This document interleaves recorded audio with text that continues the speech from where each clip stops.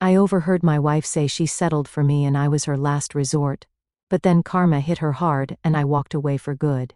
I'm a 26-year-old guy and my wife Emma is 24. We've been together for a few years, married for just 3 months. Things have been, well, pretty normal. At least that's what I thought. We'd have the usual ups and downs but nothing major. Honestly, I thought we were doing fine. Anyway, the other night, something happened that completely flipped my world upside down. I wasn't snooping or anything, but I overheard Emma on the phone while I was passing by our bedroom. I didn't even mean to listen in, but sometimes you catch bits and pieces of conversations, right? Well, this was one of those times, and what I heard has been messing with my head ever since. So, Emma's talking to one of her best friends. I'm not sure who it was, but it sounded like one of those deep, serious talks. You know, the kind where you can tell someone's venting about life. I was about to keep walking, but then I heard my name. That made me pause for a second because, well, who wouldn't? Hearing your name in a private conversation sparks curiosity, even if you don't want it to. Emma says, "Don't settle for just anyone. That's the mistake I made with Michael." My heart stopped. I felt like I got punched in the gut. She went on, "He was my last resort, and now look where it's gotten me." I just stood there, frozen. I couldn't believe what I just heard. My wife, the woman I thought was happy with me, saying I was her last resort? I couldn't even process it right away. I felt like my brain was short-circuiting. Like, how do you even react to something like that? My first instinct was to barge in and demand an explanation, but I didn't. I don't know why. Maybe I was too shocked, or maybe I didn't want to hear more. Either way, I just walked away. The rest of the night, I couldn't think about anything else. I tried to act normal around Emma, but it was impossible. Every time I looked at her, I heard those words again in my head, last resort. It's like they were burned into my brain. I kept asking myself, how long has she felt this way? Has she always thought of me like this? Was I blind this whole time? I didn't sleep that night. I just lay in bed, staring at the ceiling, replaying that conversation over and over. Part of me wanted to believe there was some kind of misunderstanding, that maybe I didn't hear her right. But deep down, I knew what I heard, and there was no twisting it into something else. The thing is, I never saw any signs of this before. Emma always seemed happy, or at least content. Sure, we had our occasional arguments, but who doesn't? There was nothing that made me think she felt trapped or like she had settled for me. It's not like she was forced into this marriage. We were together for a good while before tying the knot. We talked about our future, our goals, even kids someday. None of it ever felt fake or forced, at least, not to me. As I lay there that night, my mind started spiraling. What if she's always felt this way and just never said anything? What if every moment we shared, every "I love you," was just her going through the motions? I felt like a complete idiot, thinking back to all the times I thought we were happy, wondering if it was all just an act on her part. And then another thought hit me. What if there's someone else? I mean, she mentioned settling for me, right? Who's to say there wasn't someone before me that she really wanted to be with, someone she still thinks about? That thought made my stomach churn. I didn't want to go down that rabbit hole, but once the idea was in my head, it wouldn't leave. By morning I was exhausted, both physically and emotionally. Emma woke up, looking as cheerful as ever, like nothing had happened. I tried to play it cool, but inside, I was a mess. I couldn't bring myself to confront her right away. I needed more time to figure out what to say and how to say it. But every second I spent not talking about it felt like I was suffocating. Throughout the day, I kept catching myself watching her, analyzing her every move. Was she texting someone else? Did she seem distant? Was she hiding something? Honestly, I felt paranoid, like I was losing my mind. But how could I not? Hearing your partner say you were their last choice messes with you in ways you don't expect. I even thought about talking to one of my friends about it, but I felt too embarrassed. What would I even say? Hey, I overheard my wife say I was her last resort. What should I do? It sounds ridiculous, like something out of a bad drama. Plus, I didn't want to paint Emma in a bad light to my friends if this turned out to be something we could work through. But the more I thought about it, the more I realized I couldn't just brush this under the rug. This was too big to ignore. As the day went on, my anxiety kept building. I knew I had to talk to her, but I couldn't shake the fear of what I might hear. What if she confirmed everything? What if she admitted she didn't really love me? Or worse, What if she just shrugged it off like it didn't matter? The thought of confronting her made my heart race, but I knew avoiding it wouldn't make it go away. By the time evening rolled around, I made up my mind. I had to bring it up, no matter how hard it was. I couldn't live with this gnawing at me. So after dinner, I casually said, "Hey, we should talk later." She looked at me, a bit surprised, but just nodded. Little did she know that conversation would change everything. After overhearing Emma say I was her last resort, my mind was racing. I couldn't shake the words, no matter how much I tried to convince myself that maybe it wasn't as bad as it sounded. The next day, everything felt different. I started noticing little things I hadn't really paid attention to before, or maybe I just didn't want to see them. Emma was acting off. I mean, she still smiled, she still said all the right things, but there was something about the way she carried herself. Like she was trying a bit too hard to act normal. Or maybe I was just imagining it because of what I heard.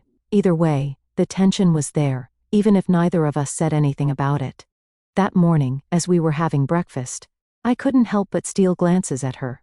She was scrolling through her phone like she usually does, but every now and then I'd catch her typing quickly, then deleting and retyping. I don't know why, but it made me feel uneasy. I asked her casually, "Who are you texting?" She looked up, almost startled, like she didn't expect me to notice. "Oh, just a friend," she said, her voice a little too casual. "You don't know her." And then she went right back to her phone. That wasn't unusual, but now everything felt suspicious. I didn't press her though. I just nodded and pretended like it didn't bother me, but it did. Throughout the day I kept replaying her words from the night before. Was she texting the same friend she was talking to on the phone? Or was it someone else? My mind was coming up with 1,000 scenarios, none of them good. I kept thinking, what if she's hiding something? What if there's more to this than just her feeling like she settled for me? Later that afternoon I caught her again on her phone. This time she was smiling at the screen. It wasn't the kind of smile you give when you're texting a friend about something funny, it was more intimate. I couldn't help but ask, "What's so funny?" She looked up quickly, locking her phone. "Oh, nothing," she said, brushing it off. "Just a meme." But there was something about the way she said it, like she was trying to keep me from digging any deeper. That's when the doubt really started creeping in. Was there someone else? Was she still talking to an ex or someone from her past? I didn't want to be that guy, the paranoid husband who questions every little thing, but after what I heard, I couldn't help it. Every little action felt like a clue to a bigger secret. The weirdest part was how normal she was acting otherwise, like nothing had changed. We still went about our day, running errands, making dinner, watching TV together, but there was this unspoken tension between us. At least, I felt it. I don't know if she did or if she was just that good at pretending. At one point we were sitting on the couch watching some random show, and she leaned over, resting her head on my shoulder. It felt nice, but it also felt wrong, like, how could she be so affectionate after what she said? Did she even mean it? Or was this her way of pretending everything was fine? I wanted to say something, to bring it up right then and there. But I couldn't find the right words. What if I was blowing this out of proportion? What if I misunderstood her conversation? But no matter how much I tried to rationalize it, I kept going back to that one sentence: Michael was my last resort. It wasn't just about the words, it was about the way she said them. There was no hesitation, no hint of a joke. It sounded like something she genuinely believed, and that's what hurt the most. By the end of the day, I was mentally exhausted. I couldn't keep living like this, second-guessing everything she said and did. I knew I had to confront her, but I needed to find the right moment. The problem was, every time I thought about bringing it up, I felt this knot in my stomach. What if the conversation went worse than I expected? What if she confirmed all my worst fears? As we got ready for bed, Emma seemed completely oblivious to the storm brewing inside me. She kissed me goodnight and rolled over, falling asleep almost instantly. Meanwhile, I was lying there, wide awake, my mind racing with a million thoughts. I started thinking back to all the moments in our relationship where I might have missed signs. Were there times when she seemed distant, but I brushed it off as her having a bad day? Were there moments when she hinted at being unhappy, but I was too blind to see it? And then there was the nagging thought: what if she was comparing me to someone else, someone she thought was better? The idea of being someone's backup plan, the person they settled for because they couldn't have what they really wanted, made me feel sick. I stared at the ceiling for what felt like hours, trying to figure out my next move. I couldn't keep living with this doubt, but I also couldn't just blurt it out in the middle of the night. I needed to find the right time and the right words. But more importantly, I needed to be ready for whatever she was going to say, because deep down, I knew that once I opened that door, there was no going back. Alright, so after a few days of feeling like my head was about to explode from all the overthinking, I finally decided I couldn't take it anymore. I had to talk to Emma. I mean, how do you just sit on something like that, knowing your wife sees you as a last resort? It was eating me alive, and I knew if I didn't bring it up, I'd probably go insane. That morning, we were both home. I tried to keep things as normal as possible, even though I felt like my heart was racing out of my chest. We had breakfast together, but I couldn't taste a damn thing. I just kept staring at her, trying to figure out how to start the conversation. Every time I opened my mouth to say something, I'd chicken out. Finally, I couldn't hold it in anymore. After we finished eating, I took a deep breath and said, "Hey Emma, we need to talk." She looked up from her phone, a little surprised, but didn't say anything. I motioned for us to sit in the living room. We sat down on the couch, and the tension in the air was so thick you could probably cut it with a knife. Emma looked at me, her face a mix of curiosity and concern. I could tell she was trying to figure out what was coming. "Okay," I started, trying to keep my voice steady. "I need to ask you something, and I need you to be honest with me." She nodded, still quiet. I took another deep breath and then just went for it. "A few nights ago I overheard you on the phone with your friend. You said something about settling for me and that I was your last resort." Her eyes widened, and for a moment she didn't say anything. It was like time had frozen, and I was just sitting there, waiting for the world's worst news to drop. Finally, she let out a nervous laugh, the kind you do when you're caught off guard. "Wait, you heard that?" she asked, her voice shaky. "Yeah," I said, trying to keep my cool. "I heard everything." She looked down at her hands, fiddling with her fingers. "Michael, I didn't mean it like that. I was just talking with my friend. It was a stupid thing to say." "Stupid?" I repeated, feeling the frustration building up. "Emma, you said I was your last resort. That's not just stupid, that's crushing." She sighed, rubbing her temples like she was trying to think of the right words. "I was venting, okay? It wasn't serious. Sometimes you just say things in the heat of the moment, and they don't mean anything." "Don't mean anything?" I shot back. "Emma, those words don't come out of nowhere. You don't just casually tell someone you settled for your husband unless there's some truth behind it." She looked at me, her eyes filled with a mix of guilt and frustration. "It's not like that, Michael. I was talking about how everyone feels pressure to get married, to settle down. I was just, I don't know, venting about life. But why say that about me, about us?" I asked, my voice rising a little. "If you were just venting, you could have said anything else. Why did it have to be about settling for me?" Emma shook her head, tears starting to well up in her eyes. "I didn't mean it the way it sounded. I love you, Michael. I really do. I was just feeling stressed, and it came out wrong. I wanted to believe her, I really did. But something about the whole thing felt off, like there was more she wasn't telling me." "Emma, I need to know," I said. "Do you really feel like you settled for me, like I was your last resort?" She didn't answer right away. Instead, she looked down again, avoiding my eyes. The silence was deafening, and every second that passed felt like an eternity. Finally, she whispered, "I don't know." That hit me like a ton of bricks. "You don't know?" I repeated, my voice barely above a whisper. "What does that even mean?" "It means I don't know how I feel sometimes," she said, her voice trembling. "I love you, but sometimes I wonder if I made the right choice. Not because of you, but because of me. I'm scared I rushed into this too fast, and now I don't know how to fix it." I leaned back on the couch, trying to process everything. Part of me was angry, but another part just felt sad, like all the air had been sucked out of the room. "So, what now?" I asked, barely able to get the words out. "What are we supposed to do with this?" Emma wiped her eyes, sniffling. "I don't know," she said again. "I didn't want to hurt you. I never meant for any of this to happen."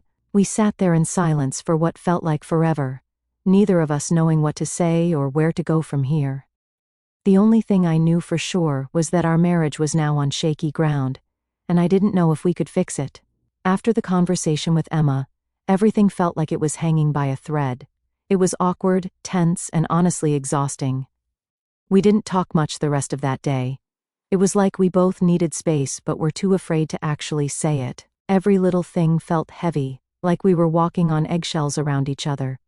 The next morning, things were no better. We went through the usual motions. Breakfast, getting ready for the day. But it was like we were on autopilot. I couldn't stop thinking about what she said. I don't know. Those 3 words just kept replaying in my head. It felt like a death sentence for our marriage, but at the same time, it left everything so open-ended, like there was no real closure. Emma was unusually quiet too. Normally she's the one who keeps the conversation going, but now it was like she was lost in her own thoughts. I caught her staring at her phone a lot, probably texting that same friend from before. I didn't have the energy to ask about it though. I was too drained to even care at that point. By the afternoon I couldn't take the silence anymore. I needed to get out of the house. I told Emma I was going for a walk, and she just nodded, not even looking up from her phone. That stung more than I expected. I walked around aimlessly for a while, trying to clear my head, but no matter how far I walked, I couldn't escape the storm inside me.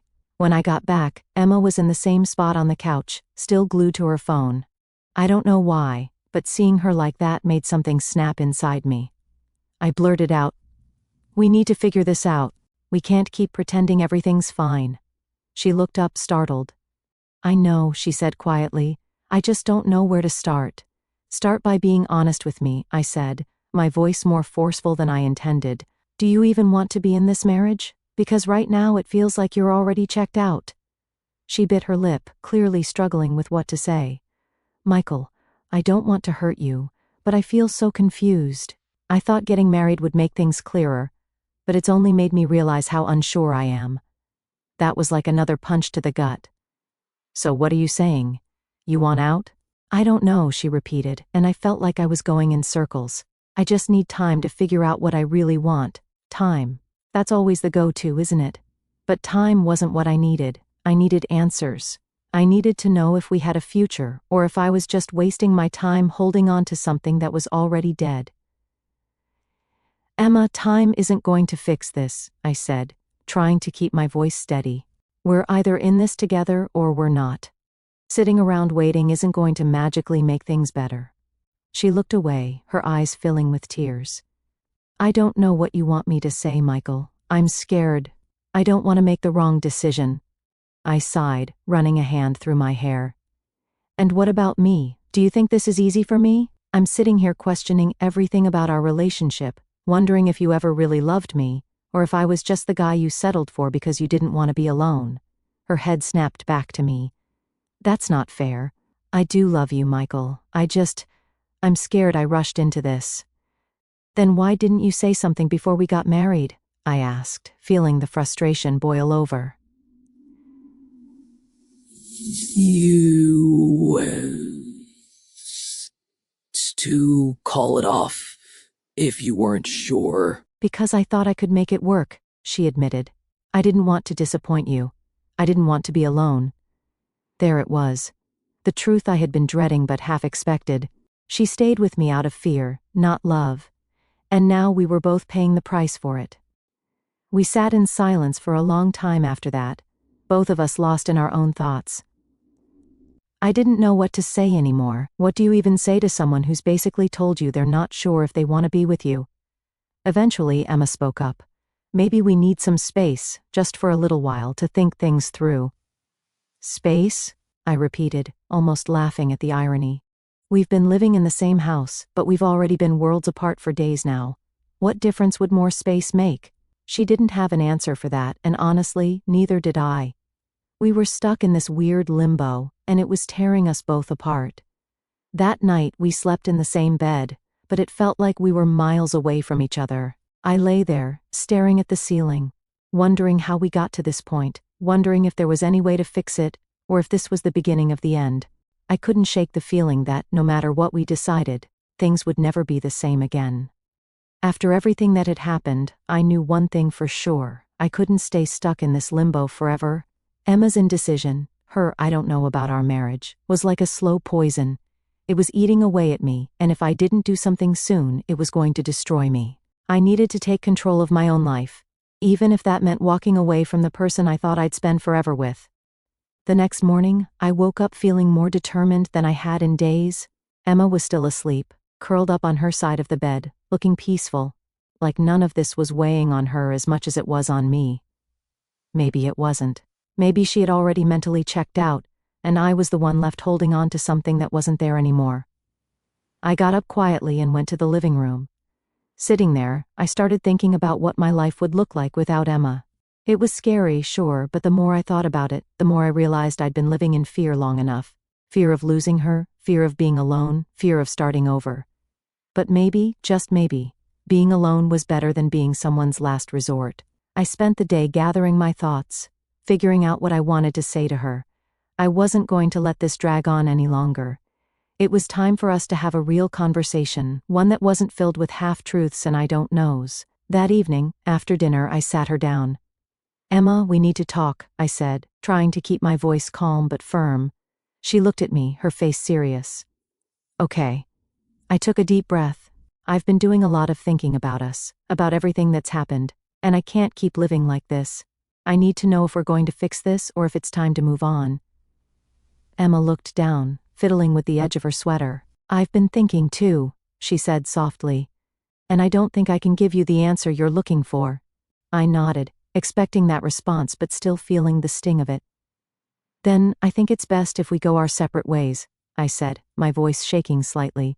"I love you, Emma, but I can't be in a marriage where I'm not someone's first choice. I deserve more than that." She started to cry, and for a moment, I felt like a jerk, but I knew this was the right decision. Staying together out of fear or guilt wasn't fair to either of us.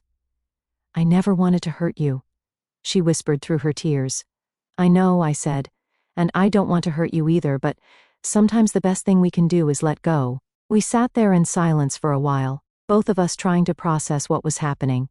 It felt surreal, like I was watching someone else's life fall apart, but it was my life, and I had to own it. The next few days were rough. We started the process of separating, figuring out who would keep what, and how we were going to handle the logistics of splitting up. It was awkward and painful, but also necessary. Every step we took felt like another weight being lifted off my shoulders, even though it hurt like hell. One night, as I was packing up some of my things, Emma came into the room. "Michael," she said quietly, "I hope you find someone who makes you happy, someone who can be everything you need." I looked at her, my chest tightening. "I hope you find that too," I said. And that was it. There were no dramatic goodbyes, no long speeches, just two people realizing that sometimes love isn't enough, and it's okay to let go. After Emma moved out, I started focusing on myself. I reconnected with friends I hadn't seen in a while, threw myself into work, and started figuring out who I was outside of my marriage. It wasn't easy, and there were days when I missed her so much it physically hurt. But I knew I was doing the right thing. One night, a few weeks after Emma left, I was sitting on my couch, scrolling through my phone, when I stumbled across an old photo of us. We looked so happy, so in love. For a moment, I felt a pang of regret, wondering if there was something more I could have done to save us. But then I remembered everything we'd been through, all the pain and confusion, and I realized that sometimes the best thing you can do is let go. I'm not saying I have it all figured out now. I'm still healing, still figuring out what comes next. But for the first time in a long time, I feel hopeful. I know I deserve to be with someone who sees me as their first choice, someone who loves me without hesitation or doubt, and I'm willing to wait for that. Moving forward isn't easy, but it's necessary, and I'm ready to take that step. Update 1. So, it's been about a month since Emma and I decided to split. It hasn't been easy, but I've been doing my best to move on. I focused on work, caught up with friends, and tried to find some normality in this mess. I thought I was making progress, you know? I was starting to feel like myself again. But then, life decided to throw another punch at me. One day, I was hanging out with a buddy of mine. We were catching up, talking about random stuff, when he casually dropped a bomb. "Hey, did you know Emma's dating someone?" he asked, like it was no big deal. I nearly choked on my drink. "Wait, what? Already?" I asked, trying to keep my voice steady. "Yeah," he said, looking a bit uncomfortable. I saw her at a coffee shop the other day. She was with this guy. They looked close. My heart sank. I mean, I knew we were over, but hearing she was already seeing someone else hit me harder than I expected, especially since we weren't even divorced yet. The paperwork was still being finalized, and here she was, moving on like it was nothing. I tried to play it cool, acting like it didn't bother me. Do you know who the guy is? I asked, trying to sound casual. He hesitated for a second. I think it's that guy she used to talk about before you two got married. You know, the one she had some history with. That's when it all clicked. The constant texting, the weird behavior, her being glued to her phone during those last few weeks. It wasn't just her being distant, it was him. She had been talking to this guy the whole time, even before we decided to split. I didn't say much after that. I just nodded and changed the subject, but inside, I was fuming. I felt betrayed all over again, not because she was dating someone that was her choice, but because of the timing. It felt like our entire marriage was a joke to her, like she had one foot out the door long before we even said our goodbyes. Later that night, I couldn't stop thinking about it. I replayed every moment of our last month together, every time she was on her phone, every time she brushed off my questions. It all made sense now. She wasn't just distant, she was checked out, already focused on someone else. The next morning, I decided to confront her, not because I wanted to get back together or anything like that, but because I needed closure. I needed to hear it from her, to understand why she couldn't just be honest with me from the start. I sent her a message, asking if we could talk. She agreed, and we met up later that day at a park. It was weird seeing her again, especially knowing what I knew now. She looked nervous, like she knew what was coming. Emma, I started, keeping my voice calm. I need to ask you something, and I want you to be honest with me. She nodded, not saying a word. I heard you've been seeing someone, I said, watching her reaction closely. Is it true? Her eyes widened for a second and then she looked away. Yeah, she admitted quietly. I've been seeing someone. Is it the same guy you were talking to before we separated? I asked, already knowing the answer but needing to hear it from her. She hesitated, then nodded. Yes, it's him. I felt a mix of anger and sadness. So, you've been talking to him this whole time? I asked. Even when we were still trying to figure things out? She looked down, guilt written all over her face. I didn't plan for it to happen like this, she said. We started talking again, and it felt right. Right? I repeated, my voice rising a bit. Emma, we were still married. We were supposed to be working on us, and you were already moving on with someone else. I know, she said, her voice shaking. I'm sorry, Michael. I didn't mean to hurt you. Hearing her apologize didn't make me feel any better. In fact, it just made me angrier. If you were talking to him the whole time, why didn't you just tell me? Why drag this out? I didn't know how to, she admitted. I was scared. I didn't want to hurt you more than I already had. Well, congratulations, I said bitterly. You managed to do that anyway. We sat there in silence for a while, neither of us knowing what to say. I wanted to scream, to yell at her for being so selfish, but I knew it wouldn't change anything. The damage was done, and there was no going back. Finally, I stood up. I hope he's worth it, I said, my voice cold. I hope you're happy with him. Michael, she started, but I cut her off. I don't want to hear it, I said. Just finish the divorce papers, and let's be done with this. I walked away, feeling a strange mix of relief and sadness. I was finally done with Emma, but the pain of betrayal was still fresh. It would take time to heal, but at least now I knew the truth. Moving forward wasn't going to be easy, but at least now I could do it without looking back. Update 2. It's been a few weeks since I confronted Emma about seeing that guy, and honestly, I thought I was done with all the drama. The divorce papers were still in process, but I'd been keeping my distance from her and focusing on rebuilding my life. Things were slowly getting better. I was starting to feel more like myself, even if the whole situation still left a bad taste in my mouth. Then, one evening, I got a message from Emma. Just seeing her name pop up on my phone made my stomach twist. I almost didn't open it, but curiosity got the better of me. The message was short and vague. Can we talk? It's important. I rolled my eyes thinking, what now? Part of me wanted to ignore her, but another part was curious. What could she possibly want after everything? Against my better judgment, I agreed to meet her the next day. When we met at a coffee shop, Emma looked like a wreck. Her eyes were red and puffy, like she'd been crying for days. She was fidgeting, barely able to look me in the eye. I didn't feel sympathy, though. All I could think about was how much she had hurt me, and how I wasn't going to let her back into my life. "Michael," she started, her voice shaky. "I know I'm the last person you want to hear from, but I need to tell you something." I folded my arms, leaning back in my chair. "What is it, Emma?" She took a deep breath, tears already welling up in her eyes. "The guy I was seeing, he was cheating on me. He was seeing another girl the whole time we were together." I blinked, not expecting that. I didn't say anything, just let her keep talking. "I found out a few days ago," she continued, her voice breaking. "I confronted him, and he admitted it. He didn't even try to deny it. I feel so stupid, Michael. I left you, and for what? For someone who didn't even care about me." She started crying, covering her face with her hands. I sat there feeling a strange mix of satisfaction and indifference. This was karma, plain and simple. She'd betrayed me for a guy who turned out to be a player, and now she was reaping what she'd sown. "I'm so sorry," she sobbed.